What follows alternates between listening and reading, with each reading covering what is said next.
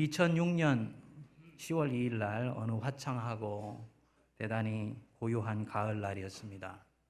미국 펜실베니아에 있는 랭커스터라는 지역의 아미시 농장의 한 학교에 한 남성이 총을 들고 진입하여서 10명의 어린 소년들을 총으로 쏴 죽이고 자신도 자살하는 사건이 일어나게 되었습니다. 여러분들은 아시는지 모르겠습니다만 이 에미시라는 사람들은 예수 그리스도를 온전히 따르기 위해서 문명과도 거리를 멀리하고 자신들만의 그리스도인 공동체를 이루어서 살아가는 사람들입니다. 그런데 여기에 권총 살인 사건이 일어나게 된 거예요. 범인은 그 지역에 살고 있었던 찰리 로버츠라는 버스 트럭 운전사였습니다. 그는 이 사건이 일어나기 9년 전에 사랑하는 아내로부터 한 여자아이를 낳게 되었는데 그만 이 아이가 태어난 지 20분이 채 지나지 않아서 숨을 거두게 됩니다. 이 로버츠는 하나님께서 사랑하는 딸을 주시자마자 거둬가신 것에 대해서 분노심을 갖게 되고 그 하나님께 복수할 기회를 엿보다가 9년 만에 이와 같은 참담한 짓을 하게 된 것입니다. 전 세계의 이목이 이 아미시 공동체에 집중이 되어서 미국에 있는 모든 교회들마다 추모하는 기도회가 열리고 그리고 자선 기금 운동들이 일어나게 됩니다. 근데 정작 더 큰 사건은 그 뒤에 일어나게 되었습니다. 10명의 순진무구한 생떼 같은 목숨을 앗아버린 유족들이 그 자기 자신들이 가지고 있는 참혹한 슬픔과 상실감에 쌓여 있는 가운데서도 이 아미시 공동체는 누구에게도 비난을 하거나 손가락질을 하지를 않은 것입니다. 그 흔한 기자회견 하나도 열지를 않았어요. 총기 사건이 일어난 날 그날 오후에 이 한 여자아이의 손녀를 잃은 할아버지가 바로 이 범인의 집을 찾아가게 됩니다. 그리고 노크를 하고 아내에게 이야기를 합니다. 나는 오늘 아침에 당신의 남편 우위로 인해서 사랑하는 손녀를 잃어버린 할아버지입니다.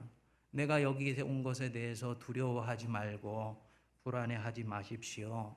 저는 당신과 당신의 가족을 용서하기를 원합니다. 당신의 남편을 용서하고 당신과 가족들을 용서하기를 원합니다. 진심으로 진정어린 용서의 말을 남기고 그리고 집을 나서게 됩니다. 같은 날 오후에 이 아미시 공동체의 이웃들이 이 범인의 가족들을 방문해서 그들을 위로하고 후에 이들을 죽은 아이들의 장례식에까지 초대하는 일들이 생기게 된 거예요. 그래서 이 사건은 총기 난동 사건보다도 더욱더 강력하게 미국 사회와 유럽 사회에 충격을 던져주게 됩니다. 조금만 억울한 일을 당해도 그 분노를 쏟아내기에 주저하지 않는 현대 문명 사회 속에 사는 사람들과 이 아미시 그리스도인들이 사는 삶의 모습이 너무너무 다른데 그 다름이 아름답게 보인 것입니다. 그 후에 이 아미시 공동체는 오늘에 이르기까지 수없이 많은 전 세계의 신문 기자들, 방송팀들, 사회학자들 그리고 사회운동가들의 관심이 대상이 되어서 이 공동체를 찾는 사람들의 발길이 끊어지지를 않는다고 그래요. 그 독특하면서도 유일한 삶을 살아가는 그 사람들로부터 현대 문명 속에 살고 있는 이들이 배울 것이 있다고 생각되기 때문인 것입니다. 여러분, 바로 이런 스타일이 예수님께서 꿈꿨던 공동체입니다. 꼭 아미시 같이 분리되어서 살아가지는 않는다 할지라도 세상 한복판에서 저 산 위의 등불처럼 등경 위에 우뚝 솟아 거기서 깜빡깜빡거리는 그 불빛이 어두운 영혼을 가지고 살아가는 사람들의 그 인생을 화들짝 깨워내서 그들로 하여금 새로운 삶을 살아갈 수 있도록 살아가고 싶은 열망에 쌓일 수 있도록 그들을 초대하는 바로 그 공동체, 그게 바로 예수님이 꿈꿨던 교회예요. 우리 예수님 말씀하셨지요. 이방인의 집권들이 너희를 어떻게 임의로 주관하고 그 고관들이 권세를 부리는 줄 너희는 알거니와. 예수님은 세상이 어떻게 돌아가는지를 전혀 모르는 낭만주의자가 아니셨어요. 그분은 자신의 이상과 비전에만 함몰되어 있던 이상주의자가 아니었습니다. 그분은 당신이 살고 있던 로마 시대 한복판 속에서 어떤 일들이 정확하게 일어나는지를 정확하게 꿰뚫어 보고 있었던, 대단히 현실에 능통해 있었던 분입니다. 그런데 그 예수님이 그렇게 말씀하시는 거예요. 세상의 집권자들이 너희를 어떻게 임의로 주관하는지 너희들은 알고 있다. 나도 알고 있다. 뭐라 그럽니까? 그러나 너희 중에는 그러하지 아니하니. 너희 중에는 그러하지 아니하다. 무슨 말씀입니까? 너희는 그렇게 살면 아니 되는 것이다. 너희 하나님 백성들이죠. 하나님 백성들은 세상의 문화에 동화되고 흡수되어서 그저 그것 쫓아가면 안 돼. 왜냐하면 너희들은 세상에 있는 백성들 중에서 하나님의 나라를 위하여 먼저 초대받아서 새로운 삶의 걸음으로 지금 나아가고 있는 내 소유고 내 백성들이기 때문이라는 것입니다. 우리 주님이 계속 말씀하시지요. 너희 중에 큰 자는 너희를 섬기는 자가 되어야 된다. 누구든지 살인하면 심판을 받게 되리라 하는 것을 너희가 들었거니와 나는 너희에게 이른다. 간음하지 말라 하였다는 것을 너희가 들었거니와 나는 너희에게 이른다. 너희가 적어도 하나님 백성이요 내 제자라면 나는 너희에게 이르노니 너희는 너희가 살아야 되는 삶의 독특하면서도 유일한 방식이 있다는 것입니다. 여러분들 중에 그리스도인으로서 사는 것과 세상에서의 문명인으로 살아가는 것 사이에 나는 조금도 갈등이나 번민이나 힘든 것들이 없다. 나는 교회에서는 예수 믿는 사람으로 살아가지만 세상에서는 사회인으로 살아가는데 나는 조금도 갈등이 없다 한다면 죄송하지만 그분은 지금 그리스도인으로서 세상에서 살아가지 않고 있을지도 모릅니다. 교회 다니지만 교회 다니는 사람들 중에는 두 종류의 사람이 있어요. 한 사람은 교인이에요. 세례를 받았고 예수를 구주로 고백한다고 이야기를 합니다. 직분도 있습니다. 그렇지만 그는 그리스도인으로서 진지하게 그리스도를 쫓아가려고 하는 열망이 많지를 않아요. 내가 지금 그 수준에 가 있지 못하다 이 얘기가 아닙니다. 나는 지금 예수님이 나에게 초대하시는 그 삶과 너무나 동떨어져서 살아가고 바닥 속에서 기고 있지만 내 마음의 열망은 조금이라도 주님을 닮아가고 주님을 쫓아가고자 하는 거기에 내가 끊임없이 나의 마음이 가 있다면 그는 그리스도인입니다. 그렇기 때문에 그는 세상에서 살아가는 동안에 오는 수많은 자극과 도전에 대해서 그냥 넘어가지 않고 어떻게 하면 그리스도인으로서 이 도전을 극복하면서 예수의 사람으로 살 수 있을 것인지에 대해서 날마다 자기 자신에게 묻습니다. 반면에 교인은요, 교회가 주는 은혜를 베풀고 그것을 받지만 자기 삶 속에서 그다지 큰 자극과 도전이 없어요. 여러분, 이렇게 독특하고 다르게 살아서 세상에 충격을 주는 사람들이 바로 교회예요. 바로 세상 한복판에서 그 사람만이 가지고 있는 유일한 맛과 멋과 칼날을 가지고 살아서 세상에 내가 살고 있는 이 모습이 전부가 아니구나 라는 것을 깨달아 알고 주님께로 향해서 마음의 문을 열 수 있도록 자극을 주는 사람들이 바로 교회입니다. 오늘 주신 말씀 보면 신약 성경에 교회를 어떤 것으로 생각하고 있는지를 명확하게 보여줍니다. 우리 디모데전서 3장 15절 말씀 마음을 열어서 함께 한 목소리로 읽어보겠습니다. 3장 15절 시작. 만일 내가 지체하면 너로 하여금 하나님의 집에서 어떻게 행하여야 할지를 알게 하려 함이니 이 집은 살아계신 하나님의 교회요 진리의 기둥과 터니라. 거기 보면요, 사도 바울이 바라보는 교회의 본질 세 가지를 얘기를 합니다. 제일 첫 번째로 맨 끝에 보시면 뭐라 그랬습니까? 교회는 진리의 기둥과 터다 그랬어요. 여기서 이 기둥이라는 말은 우리가 흔히 얘기하는 대로 이 지붕을 받치고 있는 것을 얘기하는 것이 아니에요. 이 헬라 시대에서 기둥이다, 그가 기둥이다 할 때는 좀 다른 기능을 가지고 있습니다.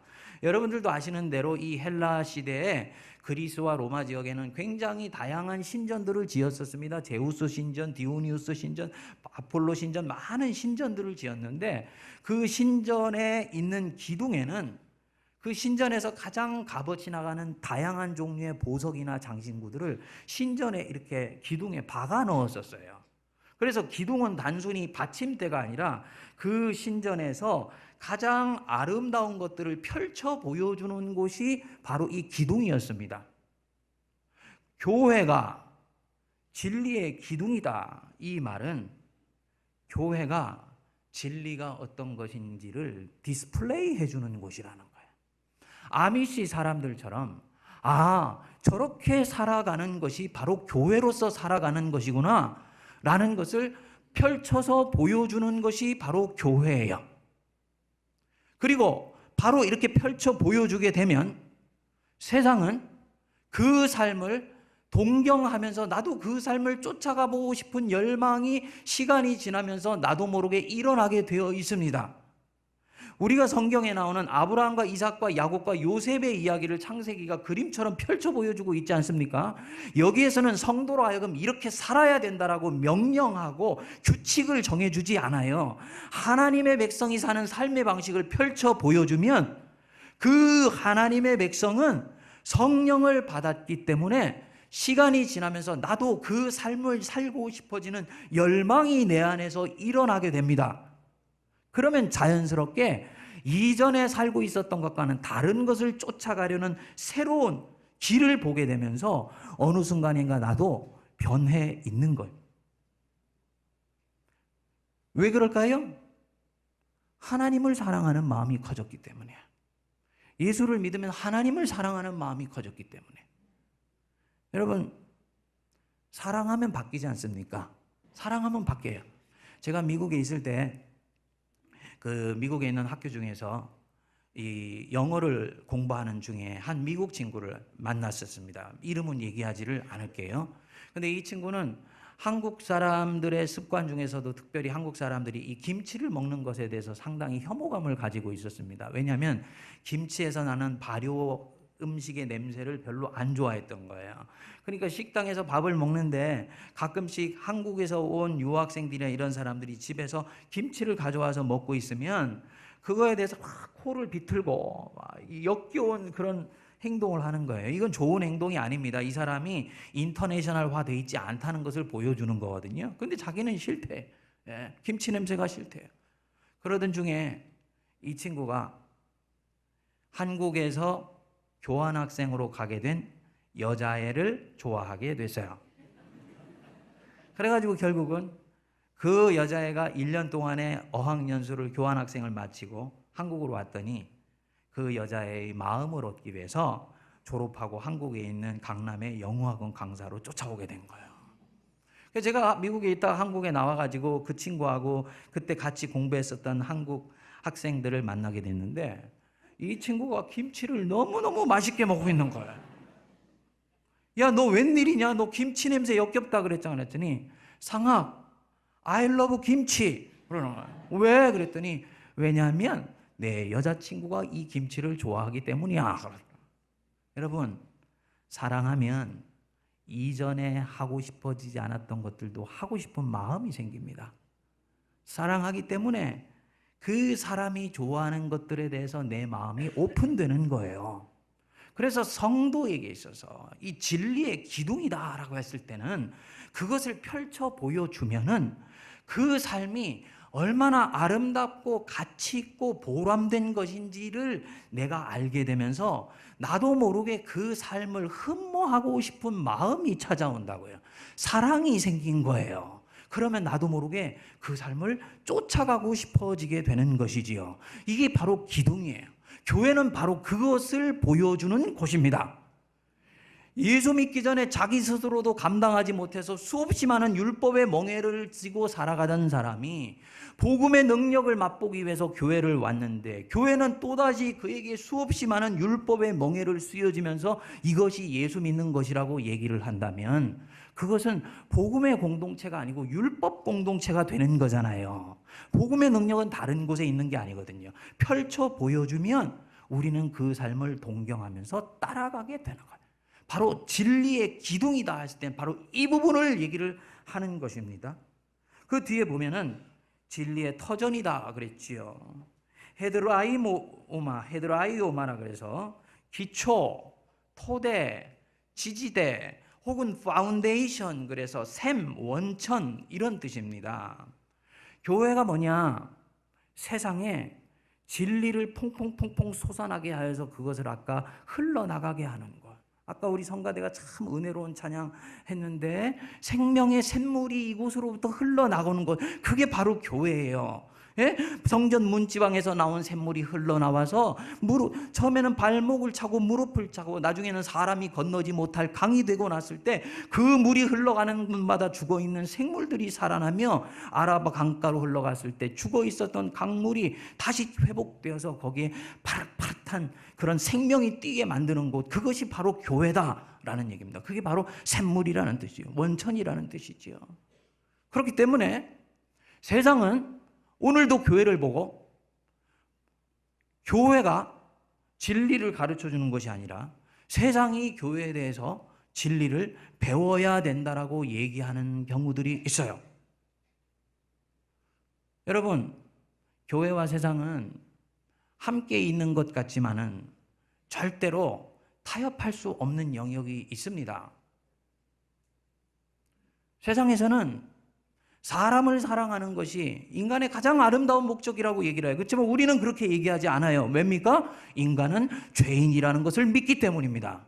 하나님이 없이는 그 누구도 의인으로 살 수 없다는 것을 교회는 믿어요. 인간관이고 인간에 대한 진리관이기 때문입니다. 그렇기 때문에 교회의 진리와 세상의 진리는 화해할 수 없는 그런 영역이 있는 거지요. 세상에서는 보는 것, 듣는 것, 느끼는 것, 만지는 것이 인생의 전부고 그것이 현실이라고 봅니다. 교회는 그렇게 보지를 않아요. 하나님이, 우리가 죽고 난 데는 가는 곳이 있고 그곳에는 하나님께서 심판하신다는 걸 우리는 믿습니다. 그래서 몸은 죽여도 영은 죽이지 못하는 사람을 두려워하지 아니하며 영과 몸을 함께 멸하실 수 있는 하늘에 계신 천부 하나님을 두려워하고 경외하며 사는 것이 바로 교회입니다. 그렇기 때문에 교회와 세상은 함께 공존하는 것 같지만은 교회의 진리가 세상을 절대로 닮아가면서 흡수되지 않고 오히려 교회의 진리를 세상에 선포하면서 도도히 하나님의 길을 개척해 나가는 것입니다. 그렇기 때문에 내가 이 진리관에 서 있으면 나는 교회로서의 자기 자신에 대해서 긍지와 자부심을 갖고 있지요. 여러분, 한번 물어보겠습니다. 여러분, 교회에 대해서 자부심과 긍지를 갖고 계신가요? 네, 1, 2부 때보다 반응이 아주 좋으시네. 네.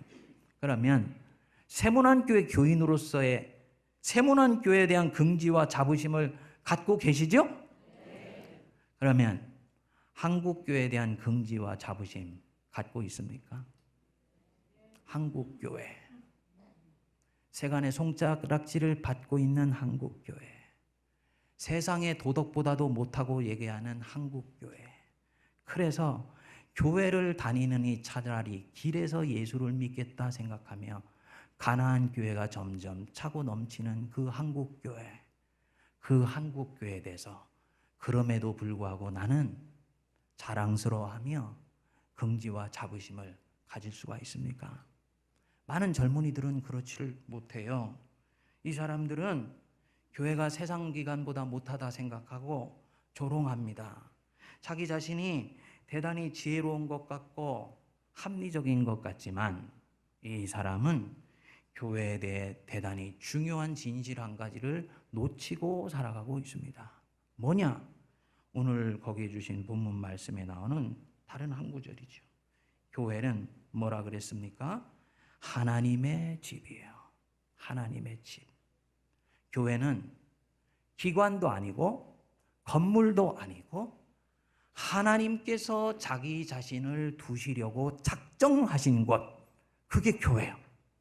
교회가 된 것은 거룩한 성도들이 차고 넘치기 때문이 아니고 그 교회에 하나님이 자기를 두셔서 그 교회 안에 자기 자신이 끊임없이 머물러 계시면서 이끌어 가시고 있기 때문에 그것이 교회가 되는 것입니다.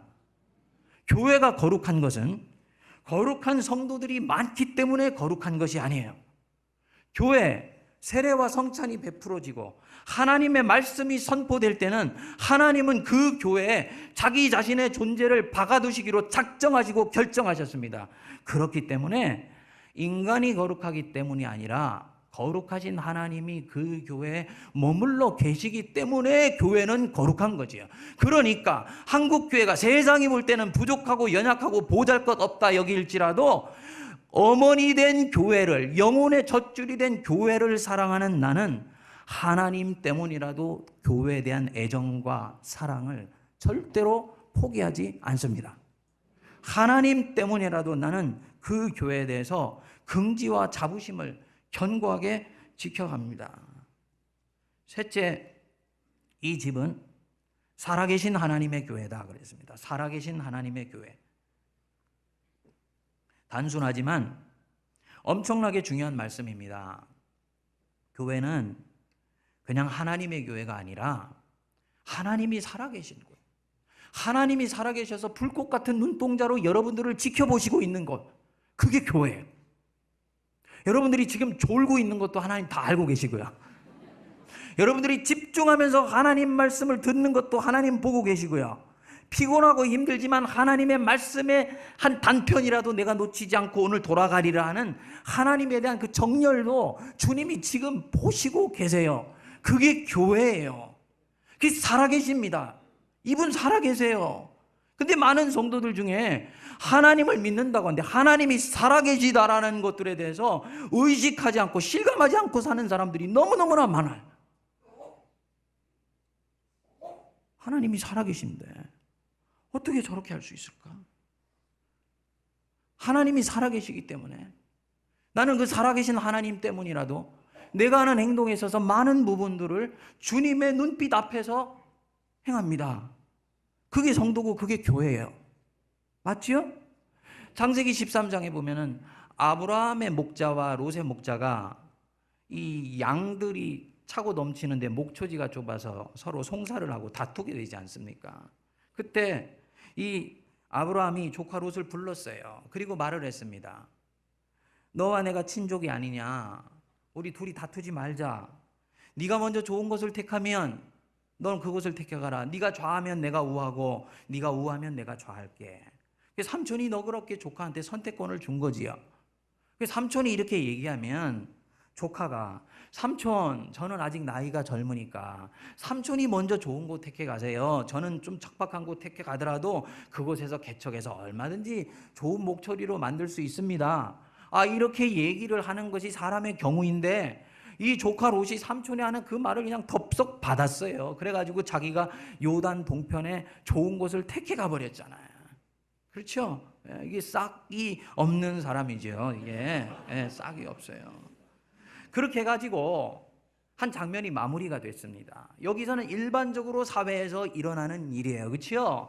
좋은 마음을 가지고 베풀었지만 때때로 그것이 내 자신에게는 안 좋은 결과로 돌아오는 경우를 우리 자주 보지 않습니까? 그래서 세상에서는 뱀같이 지혜롭기만 한 사람이 잘 나가는 사람이라고 생각을 한다고요. 그 인간의 현실이에요. 그런데 창세기 13장 14절에 보면 사람의 현실에는 포착되지 않는 전혀 다른 현실에서 일어나는 한 가지를 모세가 읽는 우리에게 가르쳐주고 있습니다. 13장 14절을 보면 롯이 아브라함을 떠난 후에 여호와께서 아브라함에게 이르시되, 저는 이 말씀 읽으면 너무너무 은혜가 돼.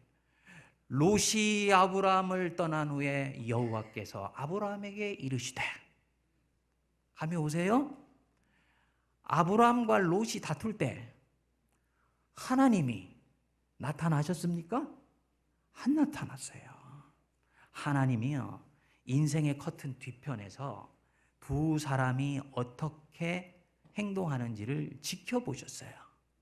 아브라함 저게 내 백성인데 저 녀석이 말로는 믿음이 있다는데 진짜 이권 문제가 걸리고 생사가 걸린 문제가 나왔을 때 하나님의 백성답게 처신을 하는가 하나님이 지켜보셨던 거예요. 그리고는 아브라함이 정말 은혜롭고 하나님 뜻에 합당하게 처신하는 것을 하나님이 보시고는 롯이 아브라함을 떠난 후에 여호와께서 아브라함에게 나타나 이르시되, 뒤에 뭐라고 그랬습니까? 너는 눈을 들어 너 있는 곳에서 남쪽과 북쪽 그리고 동쪽과 서쪽을 보라. 보이는 땅을 다 내게 주리니 너와 네 후손이 영원히 이르리라. 축복을 내려주시는 거예요.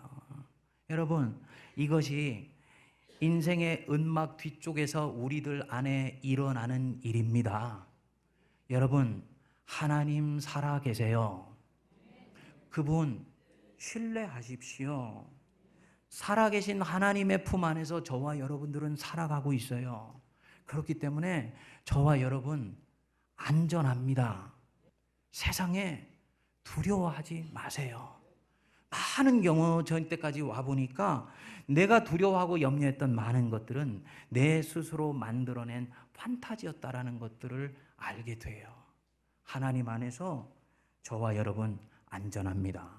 그러니까 우리는 하나님 백성답게 살아갈 수 있는 거예요. 하나님 백성답게 살았는데도 하나님이 거기에 없으시다면 아브라함처럼 우리는 결국은 좋은 일하고 잃어버리고 끝나는 것이지만 하나님이 살아계시고 역사하시고 불꽃 같은 눈동자로 지켜보시고 계시기 때문에 하나님은 하나님 백성에게 합당한 당신의 은혜를 내려주십니다.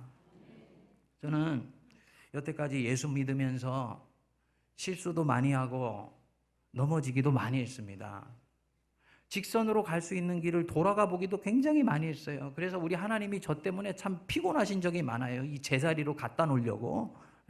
근데 제가 평소에는 부족하고 시원찮게 이렇게 살아가는 가운데서도 이것은 정말 내 인생에 있어서 하나님의 뜻을 이루는 결정적으로 중요한 일이다 하는 경우에는 저는 하나님 편에 서도록 하나님이 늘 이끌어 주셨어요. 내가 하나님 편에 서면 하나님이 여러분 편에 서 주십니다. 근데 우리 그렇게 안 하잖아요.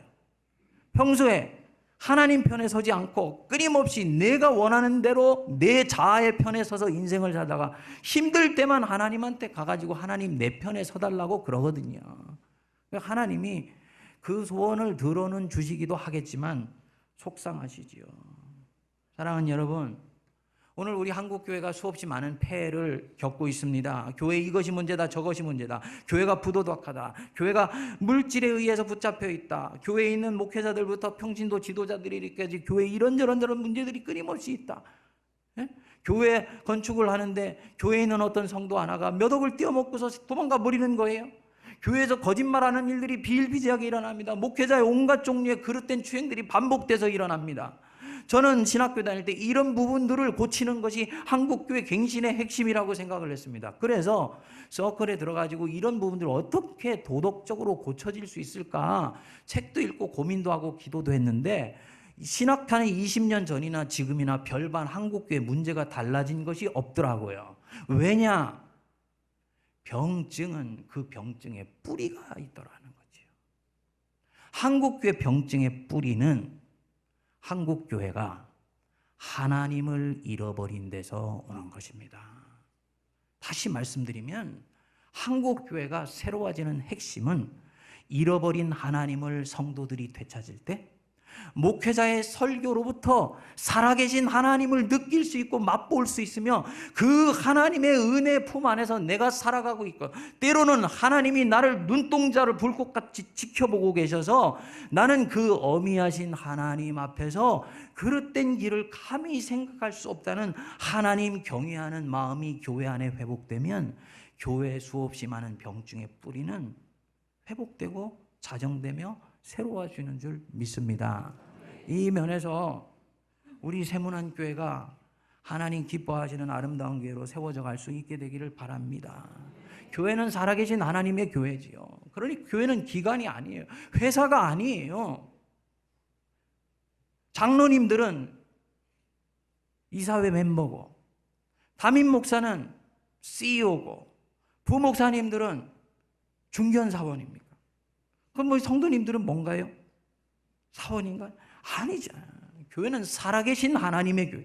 하나님이 주인 되셔서 이끌어 가시고, 그렇기 때문에 끊임없이 교회 제도나 조직이나 행정이나 리더십에 있어서 하나님이 주인 되실 수 있도록 끊임없이 그 공간을 만들어 드리는 것이 교회예요.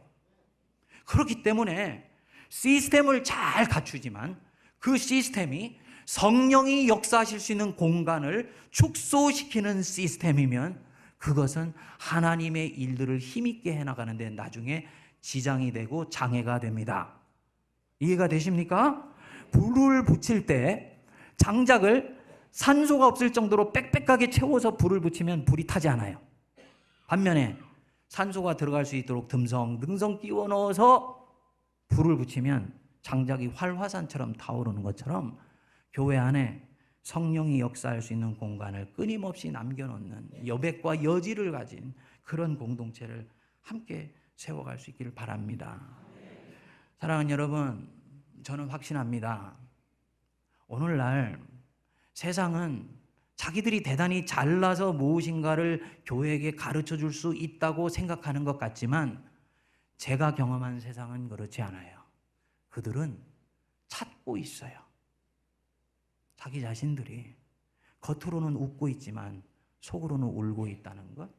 복마전 같은 인생 가운데서 때로는 속이고 때로는 속고 때로는 깨지고 때로는 넘어지면서 살아남기 위해서 발버둥 치고 있지만은 인생이 이런 것만은 아니라는 것을 가르쳐 줄 수 있는 그 어디, 그래서 자기들의 삶을 화들짝 깨어나서 새로운 삶을 살아가고 싶도록 만들어 줄 수 있는 그 어디를 찾고 있어요. 그게 어디입니까? 교회예요. 그래서 교회는 세상을 부끄럽게 해주는 곳입니다. 지난 130년 전에 한 신실한 미국의 그리스도인이 목회자가 되어서 이 동방에 아무도 알지 못했던 나라에 들어왔지 않습니까? 그래서 그때 사람들은 그 목회자와 그 목회자에게서 배운 사람들이 만든 교회가 자기들과는 전혀 다르게 생각하고 다르게 행동하고 있는 것을 보았습니다. 여자가 종처럼 취급받고 있었던 시대였는데 교회 가니까 여자를 사람 대접을 해준 거예요. 여자는 결혼을 하게 되면 이름이 없어졌습니다. 누구의 아내, 누구의 엄마가 됐지 이름이 없었어요. 그런데 교회를 갔더니 당신의 이름이 무엇이요? 라고 물어준 거예요. 이들은 나에 대해서, 나라는 한 개체에 대해서 관심을 가지고 있고 나의 자아와 내 인생의 가능성에 대해서 관심을 가지고 있기 때문에 이것을 물어주는구나. 얼마나 감격했는지 몰라요. 종으로 태어나서 사는 것들을 아주 저주받은 인생이라고 살면서 살아가고 있었는데 교회를 갔더니 나를 종으로 대해주지 아니하고 자유인으로 대해주는 거예요. 그 교회를 같이 다니는 주인이요, 어느 날부터 자기를 대단히 존중하는 것으로 보이게 됐을 때 나도 모르게 그 주인이 다녔던 교회 주변을 맴돌게 되면서 교회를 가고 싶은 마음을 갖게 만들었습니다. 그게 교회예요. 그게 130년 전에 세문안교회가 시작된 출발이고 바로 이 땅의 교회가 시작된 출발이에요. 여러분, 교회는 지금 내가 그 삶을 살아가고 있든지 있지 않든지 교회는 내가 있는 이 자리에서 끊임없이 예수님이 주셨던 그 가장 아름답고 독특하면서도 유일한 삶의 방식을 내 안에서 실현해 나가려고 동경하며 그리를 향해 나아갑니다. 그리고 그것 때문에 어느 순간 속인가 세상에 있었던 사람들이 자기를 놀이켜서 주 앞으로 돌아오는 역사가 나타나는 거예요. 저는 우리 세문안 공동체가 130년 전에 선교의 초기 정신을 되살릴 수 있게 되기를 기도합니다. 세문안교회는 긍지와 자부심이 있는 교회지요? 그렇죠? 그렇지만 이 세문안교회가 가지고 있는 긍지와 자부심이 한국교회의 긍지와 자부심이 될 수 있도록 저와 여러분들이 함께 기도하며 함께 땀 흘리며 함께 수고할 수 있게 되기를 바랍니다. 이 때를 위해서는 이제부터 제가 여러분들에게 도전합니다. 세문안교회가 어머니 교회라는 바로 이 말을 우리는 우리 스스로에게 하는 것을 내려놓으십시다. 어머니 교회라는 말은 다른 사람이 우리에게 붙여주는 이름이에요. 맞지요? 저 교회를 가만히 보니까 정말 어머니같이 행동해. 끊임없이 나누죠. 자기의 여건과 환경이 되든 안 되든 힘이 닿는 대로 교회를 개척해주고 다른 사람을 섬기고 영혼의 젖줄을 이 백성들에게 공급하는 것을 보면서 아, 저 교회는 정말로 어머니 같은 교회구나. 이렇게 해서 이게 어머니 교회가 된 것입니다. 근데 그것을 어느 순간인가 우리가 우리에게 붙이게 되면 그거는 자화자찬이 되는 것이죠. 이때까지 가졌던 선교의 아름다운 전통들 하나님께 감사하고 찬양하면서 우리는 이제 한국교회가 스스로 긍지와 자부심을 가지고 세상을 선도해 나갈 수 있기 위해서 우리가 가지고 있는 이 어머니 교회로서의 자칫 가질 수 있는 교만한 마음들 내려놓고 더욱더 겸손하게 섬기고 돌보는 그런 교회 될 수 있게 되기를 바랍니다. 그래서 하나님께서 세문안 공동체가 가지고 있는 이 아름다운 삶의 모습을 보시고 세상에 있는 많은 사람들을 부끄럽게 하여 주 앞에 돌아오게 하는 일에 함께 쓰임받는 저와 여러분 되시기를 주의 이름으로 축복드립니다. 기도하겠습니다. 하나님 아버지, 부족하고 연약한 영혼을 하나님 말씀 전했으나 주님의 마음의 10분의 1, 만분의 1도 전하지 못한 것을 용서하여 주옵소서. 하나님께서 택하신 백성들 주의 뜻대로 살기를 원하나 때로는 깨지고 넘어지며 때로는 인생의 험한 세파 때문에 스스로를 바라보며 아파하고 속상해합니다. 성령님 찾아오셔서 만져주시고 너는 살아계신 하나님의 교회여 내가 불꽃같이 눈동자로 지키시는 나의 소중한 백성이라 깨달아 알게 하여 주시고 그 하나님의 은혜 붙들고 세상을 하나님 기뻐하시는 주의 나라로 바꾸는 주의 백성들 되게 하여 주옵소서. 예수님 이름으로 기도하옵나이다. 아멘.